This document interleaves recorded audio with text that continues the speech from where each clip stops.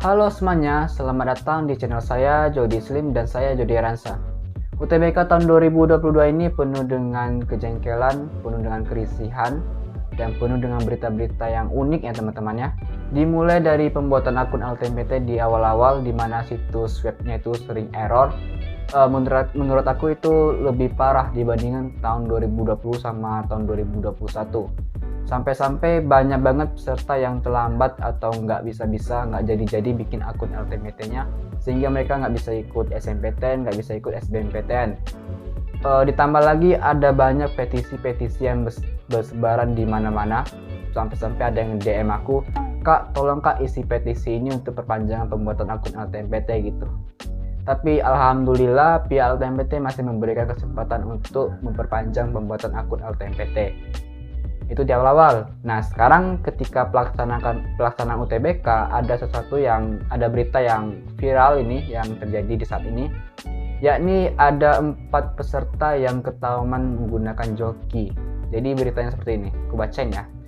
Peserta UTBK SBMPTN 2022 ketahuan bertindak curang, LTMPT diskualifikasi. Jadi beritanya di sini ada 4 peserta ujian tertulis berbasis komputer atau UTBK dilaporkan bertindak curang dengan membawa alat bantu dengar yang ditanam di telinga.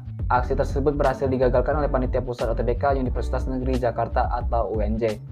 Kronologi kejadiannya, Profesor Suyono menjelaskan bahwa timnya menemukan 4 peserta UTBK SBMPTN 2022 yang bertindak curang saat pelaksanaan ujian. Mereka menggunakan alat bantu dengar yang ditanam di telinganya. Keempat peserta tersebut berasal dari daerah Sumatera dan Jawa. Mereka melaksanakan ujian di pusat UTBK di UNJ pada hari Rabu 18 bulan Mei 2022. Keempat pelaku tersebut merupakan peserta yang memilih program studi atau prodi favorit, yaitu Fakultas Kedokteran. Beruntung panitia yang menggunakan SOP ketat, salah satunya penggunaan metal detektor, akhirnya bisa menemukan alat ditanam di kuping peserta, kata Profesor Suyono ya.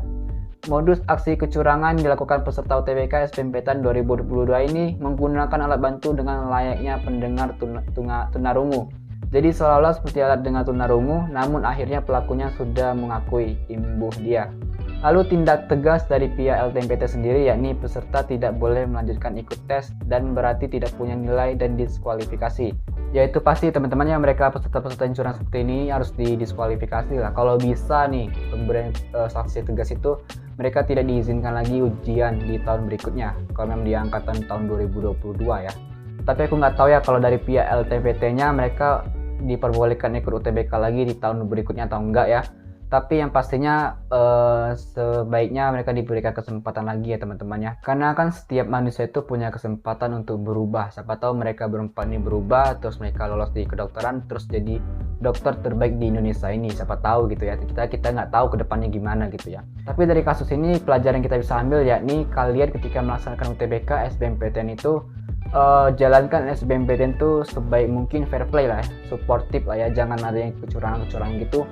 Apalagi sekarang kan di beberapa tempat di PTN itu sekarang udah adanya metal detector. Aku kalau di UTBK di Unila itu belum ada di tahun 2020 tahun 2021 itu nggak ada metal detector, tapi sekarang sepertinya udah dimulai diberlakukan di beberapa PTN supaya menghindari kecurangan seperti ini.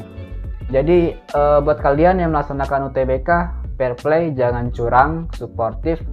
Kalau kalian curang, kasihan buat mereka yang udah belajar mati-matian ikut tryout, ikut bimbel ya teman-teman ya.